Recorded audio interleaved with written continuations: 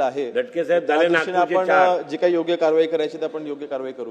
दटके साहेब नागपूरचे 4 झालं. चला अध्यक्ष महोदय, माननीय मोहन भाऊंनी सांगितल्याप्रमाणे IGMC रुग्णालय आणि मेडिकल कॉलेज मध्य नागपुरात आहे. मोठ्या प्रमाणात स्लम वस्त्या 90% लागून आहेत. मोठ्या प्रमाणात ड्रग्ज, नंतर आपलं काय म्हणतात MD, या सगळ्या गोष्टी रुग्णालयाच्या आत चालतात. तिथे MSFची सुरक्षा आहे, पण तेही म्हणजे त्यांच्या सोबत आहेत का असा आरोप करावा असं या सभागृहात मला वाटतं. आणि त्यामुळे तिथे येणारे पेशंट, त्यांचे नातेवाईक, त्यांच्या अडचणीत मोठ्या प्रमाणात वाढ झाली आहे. मोठ्या प्रमाणात त्यांचे हाल होत आहेत. त्यामुळे GMC करता मोहन भाऊंनी म्हटलं आहे, IGMC करता मी बोलतोय.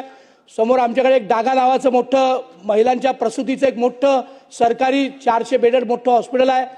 तिथे अशा अनेक गोष्टी घडत आहेत.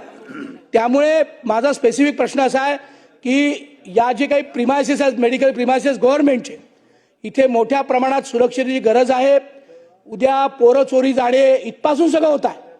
त्यामुळे माझी विनंती आहे माननीय गृहराज्यमंत्र्यांना की याच्याकरता आपण वेगळी सुरक्षा करणार आहोत का, आणि करणार असेल तर त्याचा जबाबदार अधिकारी तिथे बसेल का की ज्याच्यासमोर आम्ही तक्रार करू शकू. कारण इथे कोणताही सिक्युरिटीचा जबाबदार अधिकारी बसत नाही.